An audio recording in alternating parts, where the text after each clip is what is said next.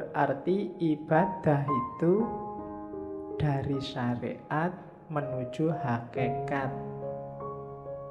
Berarti tugas kita di dunia itu yang pertama belajar tentang syariat, kemudian menjalani syariat, kemudian belajar tentang hakikat dan memahami hakikat, kemudian menjalankan hakikat lewat thariqah tadi. Jadi dari syariat menuju hakikat. Jangan khawatir kalau ada yang ngomong sufi tidak sholat, sufi tidak puasa, itu hoax kalau hari ini. Ya, itu hoax. Oke, itu saya potong beberapa kalimat yang bagus. Perbuatan yang baik mestilah dilakukan dengan cara yang benar.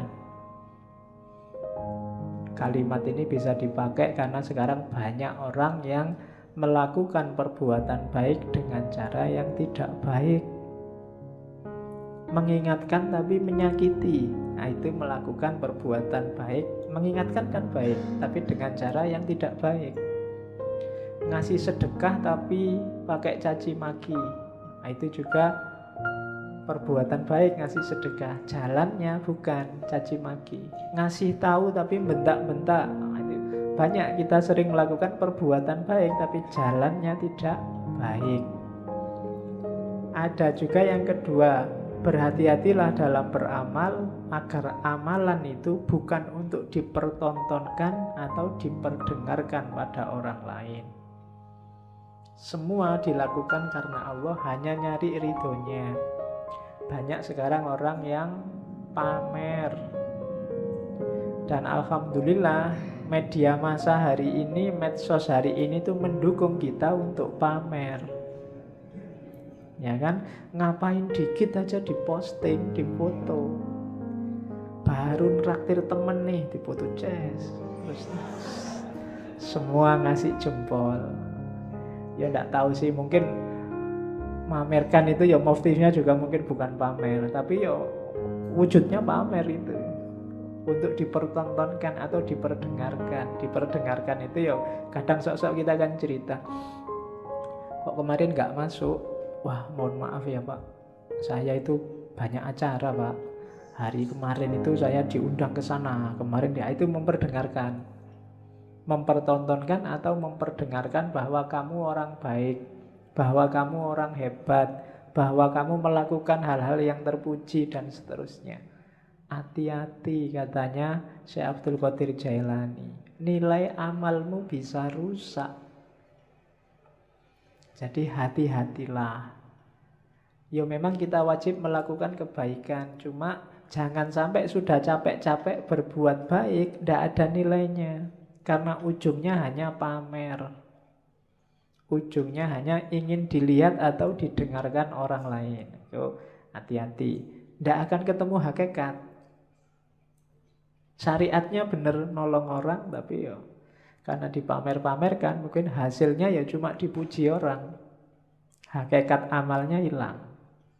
Jadi berbuat baik itu dari syariat menuju hakikat, kemudian pakai thariqat yang baik, dan motifnya harus ikhlas.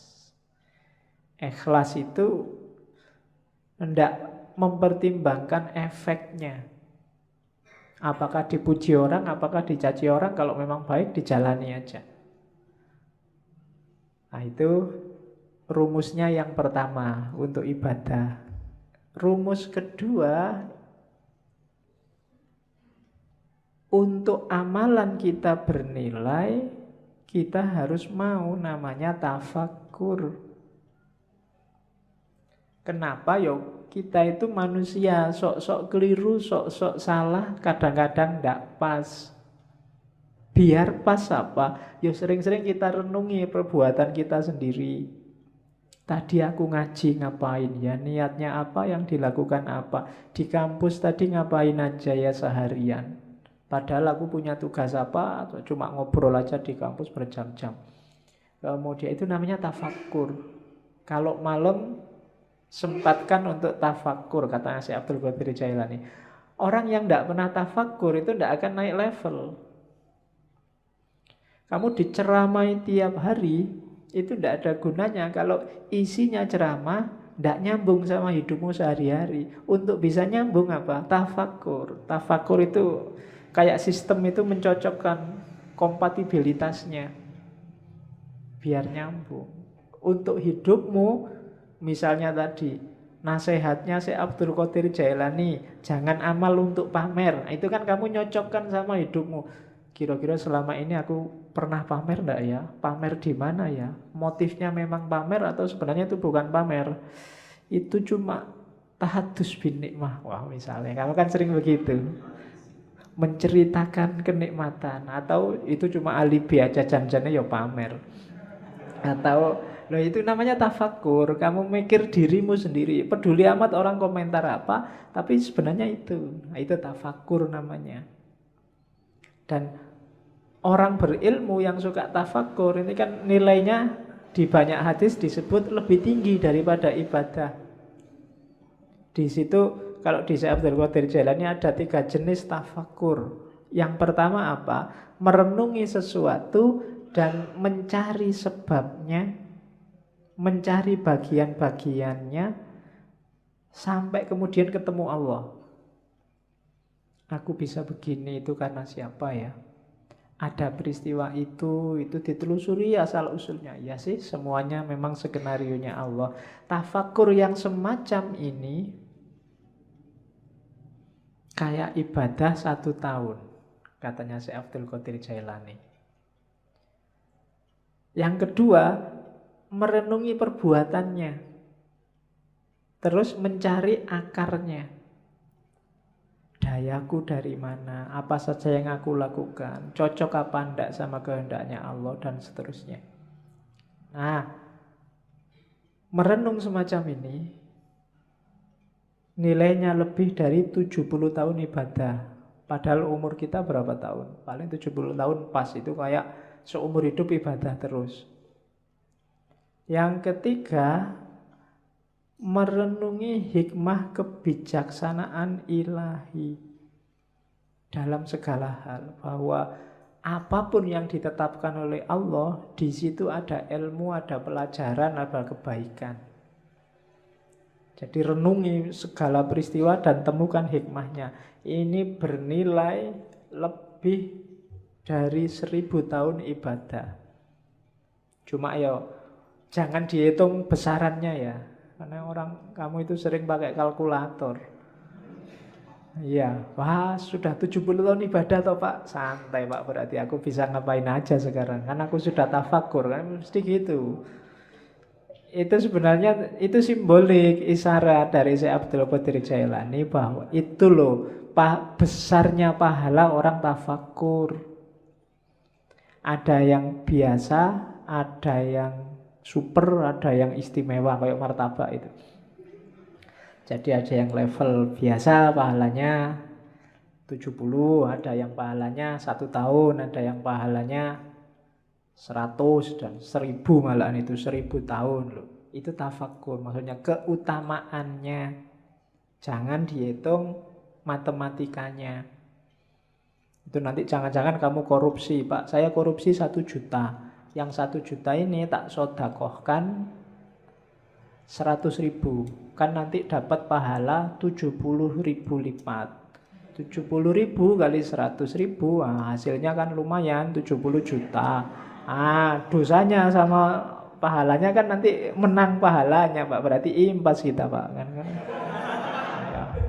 Itu namanya matematika. Itu yang bikin kadang-kadang para koruptor itu habis korupsi terus umroh. Ya kan? Sebelum korupsi umroh, setelah korupsi umroh. Kenapa? Karena perbuatan di antara 2 umroh ini diampuni 100%. Ya itu kamu sedang main matematika sama Gusti Allah. Emangnya Gusti Allah ndeso, nggak ngerti kalau mbok abusi. Jadi itu tafakur dasarnya. Jadi ibadah, ya kamu jangan, Pak saya sudah bisa sholat kok Pak. Enggak, harus tafakur lagi. Sholatku sudah benar apa enggak? Kualitas sholatku zaman aliyah sama sekarang kira-kira semakin naik apa semakin drastis turunnya. Nah itu kan tafakur yang bisa. Ya dulu saya sholat itu lama loh, sekarang kok bisa cepet ya. Oh itu tafakur yang bisa. Kamu mikir, ini gara-gara aku semakin pinter, opo gara-gara nggak cepet itu waktuku mepet, sibuk terus, apa gara-gara itu tafakur.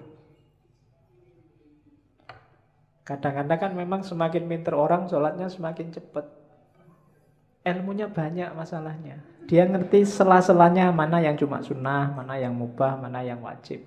Karena sholat itu kalau diambil wajib-wajibnya saja, paling takbiratul ihram, fatihah, ruku, bahkan bacaannya aja kan sunnah. Yang penting ruku, terus sujud, cepet. Jadi nggak sampai 2 menit, 4 rakaat selesai. Wong apalagi diambil wajib, apalagi fatihahmu kan sering agak di-skip gitu kan. Tambah cepet ini. Ya kayak kamu nyetel video itu, di fast forward ada yang level 2, level 3 tambah cepet gitu. Untuk memperbaiki yang gini-gini ini kita butuh tafakur. Orang yang tidak mau menafakuri dirinya, kualitas hidupnya tidak akan naik. Yo gitu-gitu aja terus. Maka tafakur penting. Jadi rumus kedua sebelum ibadah kita harus menetapi tafakur. Yang ketiga, fokusnya ibadah apa? Cinta ilahiyah. Cuma sebanyak apapun ibadah, kalau nggak sampai di terminal yang namanya cinta ilahi, itu biasanya cuma dapat capeknya. Untuk cinta ilahi apa? Rumusnya katanya, yo pelan-pelan katanya si Abdul Qadir Jailani. Yo ndak ujuk-ujuk kamu terus jadi wali terus dapat karomah gitu, ndak iso. Jadi pelan-pelan. Yang pertama apa? Diperangi dulu nafsu hewaninya. Nafsu hewaninya itu biasanya nafsu yang sebabnya kita sendiri, hasrat, keinginan, dan seterusnya. Rakus, tidur berlebihan, malas, itu musuh paling besar dalam dirimu. Kalahkan ini dulu. Kalau mengalahkan dirimu sendiri aja tidak bisa, jangan harap dapat cinta ilahiyah.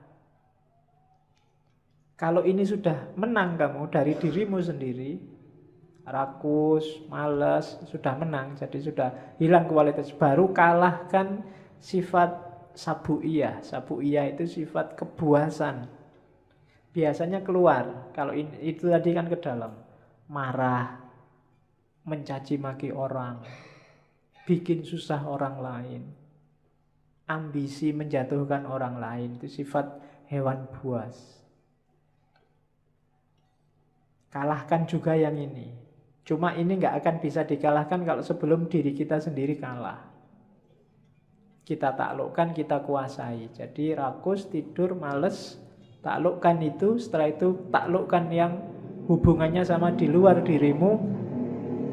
Dan yang ketiga, bersihkan dari semua sifat jahat, angkuh, sombong, iri, dendam, tamak. Buang itu semua.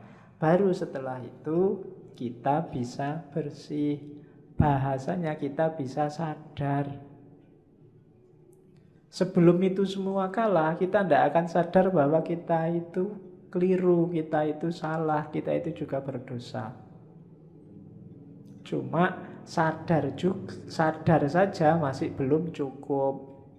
Kita harus naik kelas, kan begitu. Kalau dalam sufi ada taholli, bersihkan dirimu, terus tahalli, isilah dengan yang bagus-bagus, akan mengalami yang ketiga tajalli, menemukan hakikat tadi. Jadi bersihkan semua karakter jelek, isi dengan yang bagus-bagus, kita akan dapat cinta ilahi. Kalau dibersihkan saja, nggak diisi yang bagus-bagus, ya levelnya masih belum. Jadi masih hanya bersih dari dosa. Oke, jadi setelah itu, setelah bersih, baru naik tangga menuju hakikat tadi. Dari situ akan dapat namanya cinta ilahiyah. Cinta ilahiyah itu kita jatuh cinta pada Allah dan Allah juga jatuh cinta pada kita. saling mencintai. Hari ini masih belum, hanya Allah saja yang jatuh cinta pada kita. Kita belum mencintai Allah. Berpuluh-puluh tahun kita jual mahal sama Allah. Padahal apa-apa yang ngasih Allah. Itu kan kayak kamu pacaran, sudah ditraktir tiap hari, diantar jemput tiap hari, masih aja jual mahal. Itu kurangnya apa Allah sama kita. Kita belum masih cinta sama dia, belum. Padahal kita tiap hari minta, berdoa itu kan minta sama Allah. Tapi disuruh membersihkan diri nggak mau. Alamatnya kita memang belum jatuh cinta sama Allah. Jadi kasihan Allah, bertepuk sebelah tangan cintanya. Karena kamu cuekin dia. Untung Allah itu cintanya sejati sama kita. Jadi ndak mutung, ndak patah hati, terus kamu ditinggal, ndak. Kamu ditunggu sampai kamu jatuh cinta padanya. Ya, cuma kamunya jual mahal. Saya ndak tahu kapan kamu sadar bahwa terlalu mahal kamu menjualnya sama Allah. Turunkan dikit lah harganya. Oke, ya kan? Apel sehari 5 kali. Itu pun waktu apel kamu cuek. Bayangkan loh, kalau kamu punya pacar terus pacarmu apel tapi pacarmu cuek. Diajak ngomong tapi pikirannya kemana, lihat kemana-mana, tidak fokus sama yang diajak ngomong, itu kan tidak enak. Dan tiap hari Allah kamu gituin. Waktu kamu sholat pikiranmu kemana-mana, tidak merasa sedang berhadapan dengan dia. Itu kalau manusia biasa sudah nangis-nangis itu. Sudah minta putuskan saja aku sedikit. Cuma Allah enggak, karena Allah sangat sayang pada kita, Rahman dan Rahim. Maka ini tipsnya dari Syekh Abdul Qadir Jailani. Terus setelah itu rumusnya apa? Untuk ibadah wujudkan tasawuf, untuk menggarap batinnya. Ini juga ada di Sirul Asror. Tasawuf itu apa? Tasawuf itu kan dari 4 huruf. Ta, sod, wawu, sama fa. Taknya itu taubat, perbaikan diri di level apapun, awalnya harus taubat. Taubat itu menyesali kesalahan yang lama, kemudian membangun diri dengan perbuatan-perbuatan yang baik. Itu taubat, harus taubat dulu. Kalau merasa benar terus, orang yang selalu merasa benar itu biasanya berat kalau disuruh taubat. Dia merasa sudah full, wis apik, wis bener, ndak mungkin salah aku. Berarti wong sudah merasa paling benar, ya ndak mungkin taubat sudah. Maka katanya Syekh Abdul Qadir Jailani, levelnya pertama, mau melakukan apapun yang baik, syaratnya harus taubat. Bersihkan diri dulu. Karena ibaratnya kayak air. Kalau campur sama kotor, hasilnya mesti kotor. Entah airnya dulu apa kotorannya dulu. Seperti apapun situasinya, maka harus bersih. Air kotor diisi apapun, ya statusnya tetap kotor. Dia harus dibersihkan dulu. Maka taubat yang pertama-tama. Setelah itu sofa. Sofa itu kesucian, ketentraman, kebahagiaan. Syaratnya untuk sofa, syaratnya untuk suci adalah, untuk tenang adalah, untuk tentram adalah bebas dari keterikatan dunia. Yang bikin kamu hari ini cemas, sumpek, galau, ndak konsentrasi, ndak bisa jatuh cinta sama Allah, hidupmu ndak jelas ke utara ke selatan, pasti urusan dunia. Begitu dunia kamu letakkan di ranking bawah, hidupmu mungkin lebih santai, lebih tentram, lebih tenang.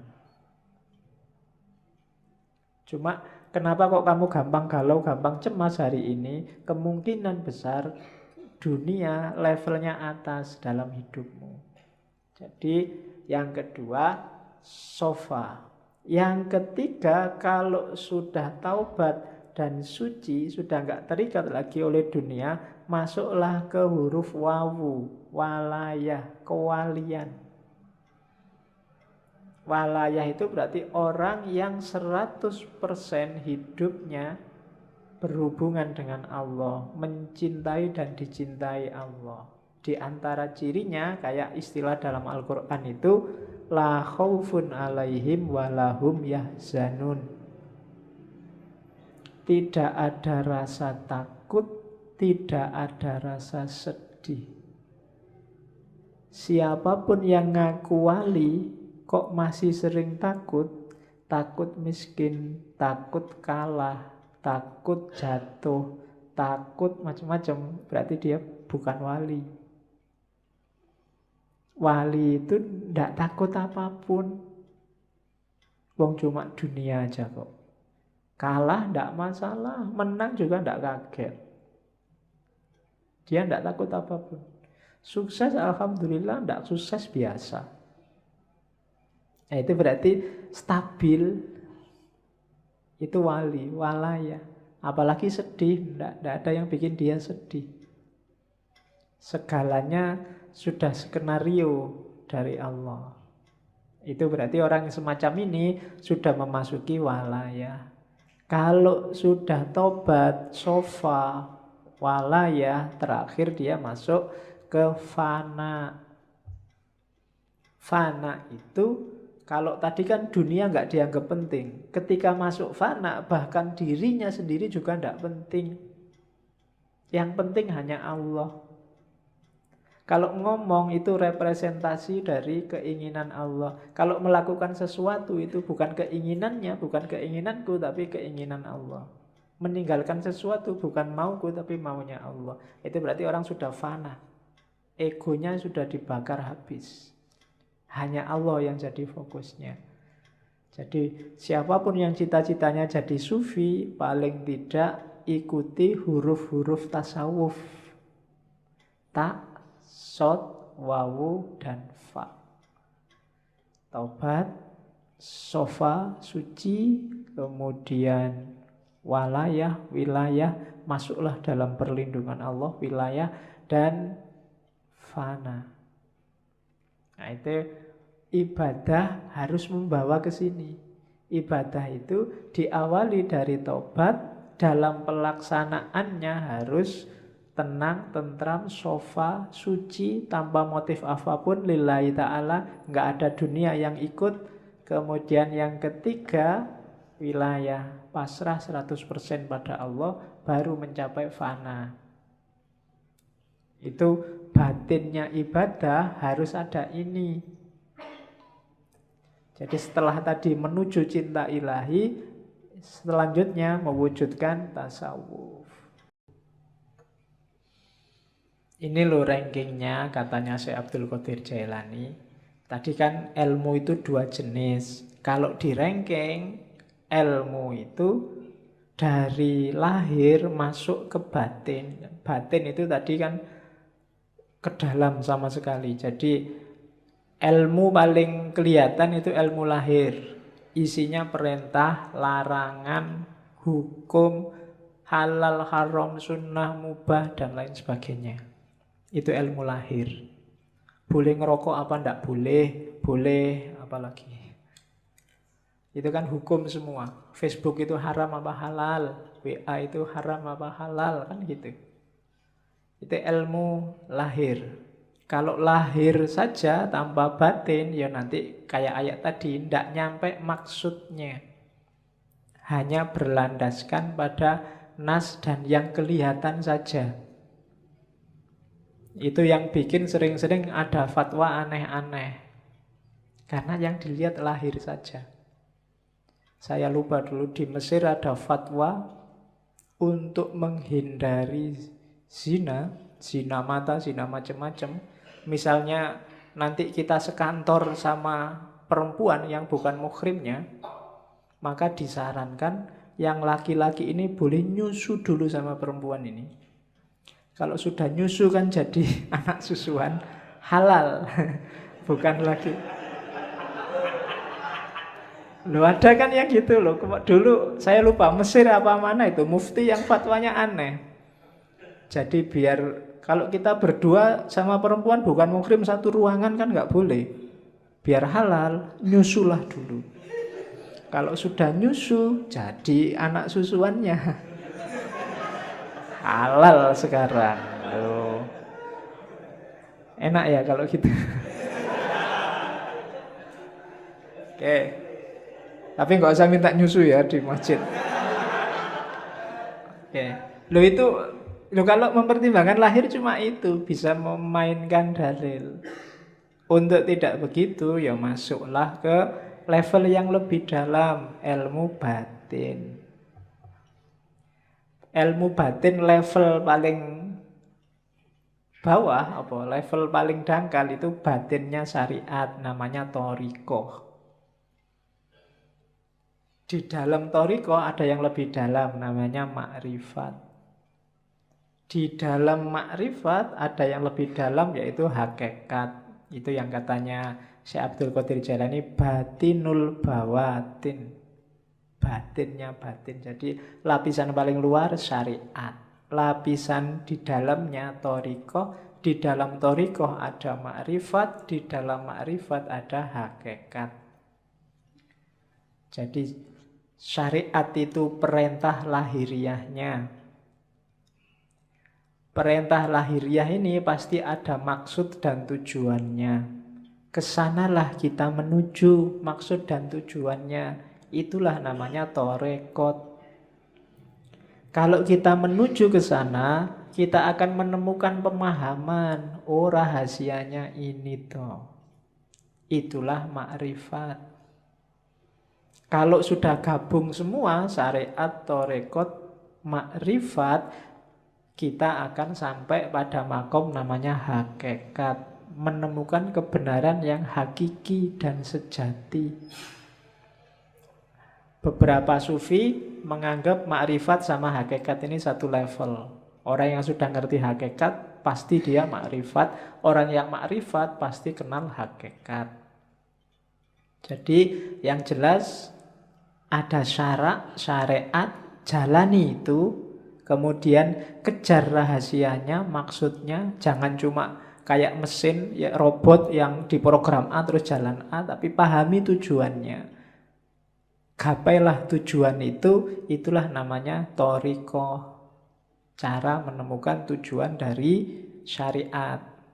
Kalau sudah serius menjalani syariat melalui thariqat, orang akan memahami rahasia-rahasianya, itulah ma'rifat. Dan kalau sudah ma'rifat berarti dia sudah paham hakikat, kebenaran yang sejati. Itulah ilmu.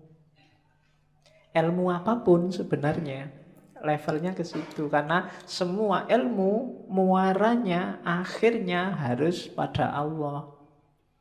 Harus pada hakikat. Yang belajar fisika, matematika, biologi dan seterusnya harusnya membawa kepada Tuhan. Jadi ada level lahiriah ilmunya syariat, terus thariqahnya. Jadi ilmu ini yang bisa membawa ke Allah pakai jalan apa? Itu namanya thariqah. Kalau sudah menjalani itu akan memahami rahasianya sampai di namanya makrifat. Kalau sudah sampai makrifat, insya Allah disitulah ketemu hakikat. Jadi syariat, thariqah, makrifah, hakikat. Di bawah itu ada hadis yang dikutip oleh Syekh Abdul Qadir Jailani, asy-syari'atu sajaratun. Syariah itu pohon. Wa thariqatu ahsanuha, dan thariqat itu dahannya. Wal ma'rifatu auraquha, makrifat itu daun-daunnya. Wal haqiqatu asmaruha, hakikat itu buahnya. Saya tidak tahu kalau bahasa Indonesia asmara itu jangan-jangan menyerap dari bahasa Arab. Asmar, asmar itu buahnya banyak. Jadi asmara itu berarti buahnya banyak. Oke. Wal Qur'anu jami'un, ya bijami'iha, dan semua itu tentang syariat, thariqat, makrifat, hakikat itu dikompilasi oleh Allah dalam Al-Qur'an. Bijami'iha, kita bisa menemukannya gimana? Bidalalah wal isyarah. Kalau bidalalah namanya tafsir, kalau wal isyarah namanya takwil. Ada yang bisa langsung dipahami, dijadikan dalil, namanya tafsir. Ada yang sifatnya isyarat, harus pakai takwil dulu, baru ketemu rahasianya. Jadi ada ilmu lahir, ada ilmu batin, kemudian ada level dan rankingnya ilmu. Diawali syariat, terus thariqat, terus makrifat, terus hakikat.